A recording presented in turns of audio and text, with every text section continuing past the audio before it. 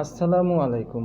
আজ আমরা আলোচনা করব ব্লগ স্পটের মাধ্যমে কিভাবে একটি ফ্রিতে ব্লগ সাইট তৈরি করা যায় এবং সেই ব্লগ সাইটে কিভাবে পোস্ট করতে হবে, কিভাবে সেখানে ছবি অ্যাড করতে হবে, কিভাবে অ্যাঙ্কর টেক্সট অ্যাড করতে হবে, কিভাবে ব্লগের লেখাগুলোকে সুন্দর করতে হবে। এই পুরো বিষয়টিকে যদি আপনারা সহজে বুঝতে চান তবে আমার ভিডিওটি সম্পূর্ণভাবে দেখুন। ধন্যবাদ।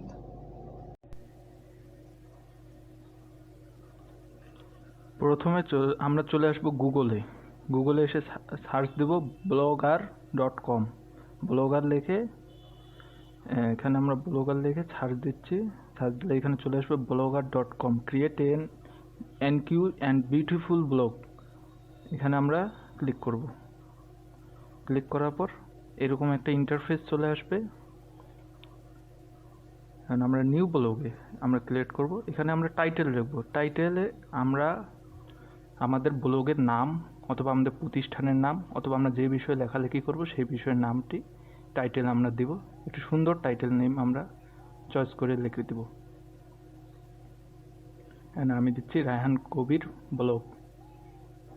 এখানে নেক্সট এখানে আমাদের অ্যাড্রেসের ক্ষেত্রে যারা নতুন, যারা ফ্রি ব্লগে করবে তাদের জন্য ফ্রিতে blogspot.com। আর এটা যে ব্লগ স্পটটা কেটে দিতে চান তাহলে তাকে এখানে পেড করতে হবে। কিছু টাকা দিয়ে পেড করে নিলে এটা ব্লগ স্পটটা উঠে যাবে, শুধু .com থেকে যাবে।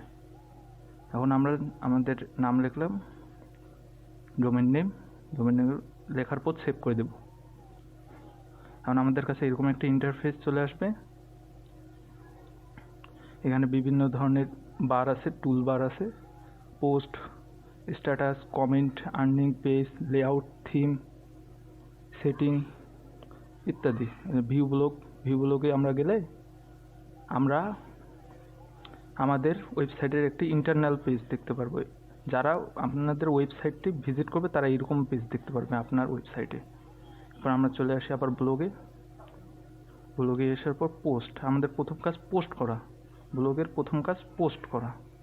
তো পোস্ট করার জন্য আমরা কি করব, টাইটেল লিখবো। একটা সুন্দর দেখে টাইটেল লিখবো। আমরা পোস্টের টাইটেল, যে বিষয়বস্তুর উপর আমরা পোস্ট করব সেই বিষয়বস্তুর উপর টাইটেল লিখব। This is my first blog. আমরা এরকম একটা টাইটেল লিখে দিচ্ছি, this is my first blog. Title লেখার পর নিচে হচ্ছে আমাদের পেজ। এখানে পেজে আমরা ইচ্ছা মতো লেখালেখি করতে পারবো। আমাদের বিষয়বস্তুর উপরে যত ইচ্ছা শত লিখতে পারবো, কোনো এখানে লিমিটেশন নেই। আমরা আমাদের পোস্টে পেজে যে কোনো ধরনের বিষয় নিয়ে লেখালেখি করতে পারি। তারপর আমরা ধরুন লিখতেছি,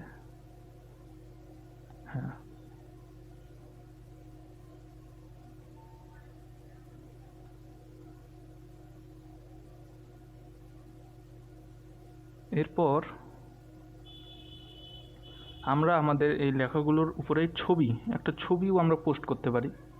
ছবি পোস্ট করার জন্য ছবির আইকনে যেতে হবে। উপরে এইখানে আইকন থেকে আপলোড এ ফটো থেকে আমরা এই যে চুজ ফাইলে ক্লিক করলে আমাদের একটা ইন্টারফেস চলে আসবে, কম্পিউটার ইন্টারফেস। এখান থেকে আমরা আমাদের যে কোনো একটা ছবি চয়েস করতে পারি।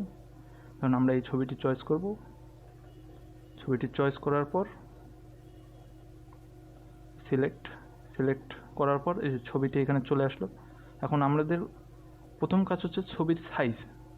এখানে যে সাইজের ছবিটি আছে এটা যদি আমাদের পেজের সাথে যদি যায় মনে করা যায় তাহলে এটাকে ওই অবস্থায় রেখে দেওয়া যাবে। আবার যদি মনে করে না ছবির সাইজ কম বেশি করা যাবে তখন এই আইকনে চলে আসতে হবে। এই আইকনে আসার পর এখানে ছবির বিভিন্ন সাইজ আছে, স্মল ছোট করে দেওয়া যাবে, তারপরে এক্সটার্নাল বড় করে দেওয়া যাবে। যে কোনো সাইজে আমাদের ছবিটাকে এখানে সেট করা যাবে। এরপর আমরা চলে যাব মিডিয়াম করে দিলাম ছবিটাকে মিডিয়াম করার পর এখানে নিচে ক্যাপশনের ছবির নিচে ক্যাপশন দিতে পারি। আমরা যে কোনো একটা ক্যাপশন দিতে পারি ছবির নিচে। আপনাদের বিষয়বস্তুর উপরে ক্যাপশন দেবেন, আপনার ছবির বিষয়বস্তুর উপর আপনার ক্যাপশন লিখবেন।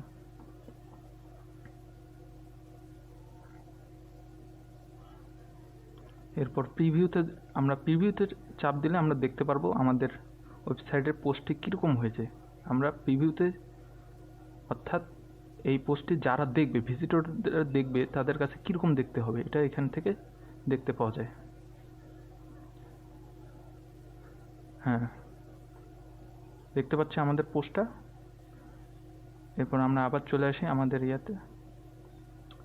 এখন আমরা আমাদের এই লেখাগুলোকে কিভাবে আরও সুন্দর ডিজাইন এবং কালারফুল করতে পারি এ নিয়ে আমরা একটু দেখি। এখানে হচ্ছে বোল্ড করে দিতে পারি লেখাগুলোকে, বোল্ড।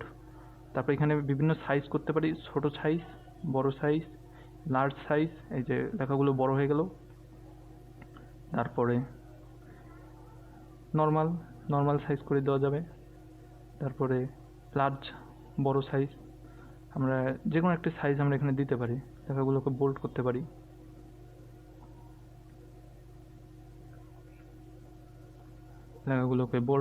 আমরা। তারপর আমরা লেখাগুলোকে ইটালিক একটু বাঁকা ধরনের করতে পারি সৌন্দর্য বা বৃদ্ধি করার জন্য লেখাগুলোর। তারপরে আমরা এখান থেকে লেখাগুলোর কালার চেঞ্জ করে দিতে পারি। এই যে আমরা লাল কালার দিয়ে দিলাম, এই যে লেখাগুলো লাল হয়ে গেল। আমরা প্রিভিউতে যে দেখি আমাদের ওয়েবসাইটের পোস্টগুলো কীরকম হয়েছে। এই যে লেখাগুলো কী সুন্দর লাল হয়ে গেল। এই যে ছবি, আমাদের লেখাগুলো লাল। এই যে আমরা এখন থেকে ট্যাবে আমরা কীরকম দেখতে হবে, আমাদের ওয়েবসাইটটা ট্যাব থেকে যারা দেখবে তাদের কাছে দেখতে কীরকম হবে, তাদের কাছে দেখতে এরকম হবে। যারা মোবাইল থেকে দেখবে তাদের কাছে দেখতে এরকম হবে ওয়েবসাইটটা। এরপর আমরা আবার ফিরে আসি। এরপর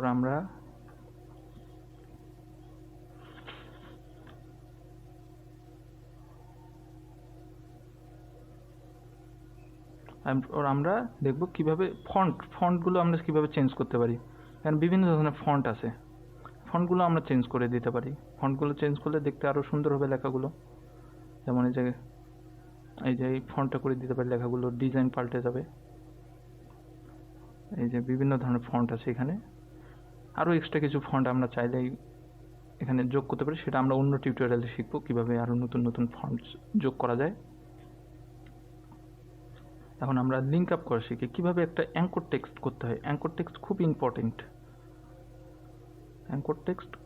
ইম্পর্টেন্ট, কারণ একটি পেজের সাথে আরেকটি পেজের লিঙ্ক আপ করার জন্য অ্যাঙ্কর টেক্সট খুবই ইম্পর্টেন্ট। এখানে যেমন দিলাম ক্লিক হেয়ার লিখে আমরা অ্যাঙ্কর টেক্সট করার জন্য এটাকে প্রথমে সিলেক্ট করে নিই। সিলেক্ট করে নেওয়ার পর এই যে ইনস্ট্যান্ট অর অ্যাঙ্কর লিঙ্ক, এই লিঙ্কে যাওয়ার পরে ক্লিক হেয়ারের এখানে নিচে আমরা যে কোনো একটা ওয়েবসাইটের লিঙ্ক দিয়ে দিতে পারি।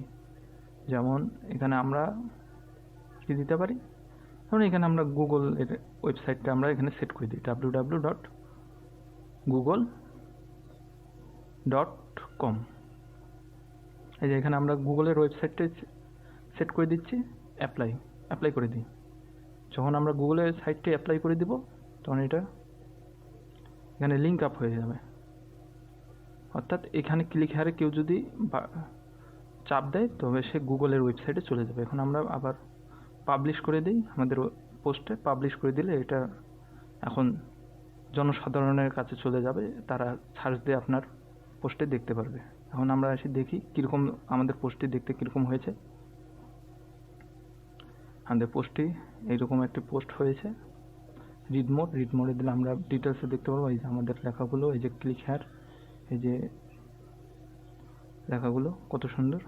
এই যে ক্লিক হেয়ারে আমরা যদি আমরা ক্লিক করি তাহলে আমরা এই যে গুগলের ওয়েবসাইটে চলে আসলাম। আমাদের পোস্ট থেকে গুগলের ওয়েবসাইটে আমরা চলে যাবো, এক পোস্ট থেকে আরেক পোস্টে চলে যাওয়া। এটাই হলো অ্যাঙ্কর টেক্সট। এখন আমরা যে বিষয়টি নিয়ে কথা বলব সেটা হচ্ছে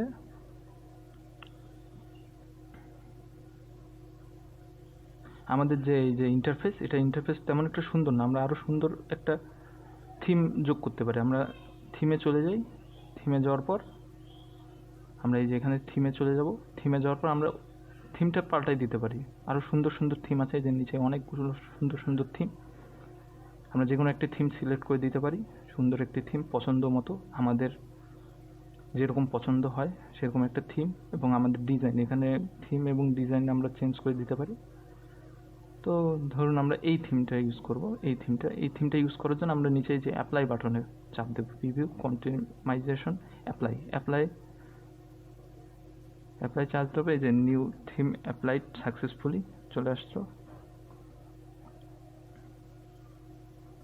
এরপর আমরা আবার ভিউতে যাই। ভিউতে গেলে আমরা দেখতে পারবো এই যে আমাদের থিমটা পাল্টে গেছে, আগের থিম চেঞ্জ হয়ে গেছে, আমাদের সব কিছু চেঞ্জ। এখন আমরা এই যে আমাদের পোস্টটা দেখি, পোস্টের ভিতরটা এরকম, আর বাইরের আউটসাইডটা চেঞ্জ হয়ে গেছে। এই যে ক্লিক হেয়ারে এখন আমরা ক্লিক করলে আবার ওই যে গুগলের ওয়েবসাইটে আমরা চলে যেতে পারি। এই যে এটা আমাদের মোবাইলে দেখতে এরকম হবে। তো আমরা চলে আসি।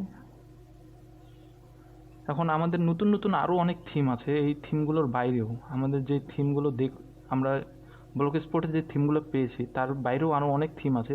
পেইড থিম আছে, ফ্রি থিম আছে, গুগলে অনেক থিম খুঁজে পাওয়া যায়। সেই সব থিম কীভাবে সেট করতে হয় এ নিয়ে আমরা নেক্সট টিউটোরিয়ালে আলোচনা করব।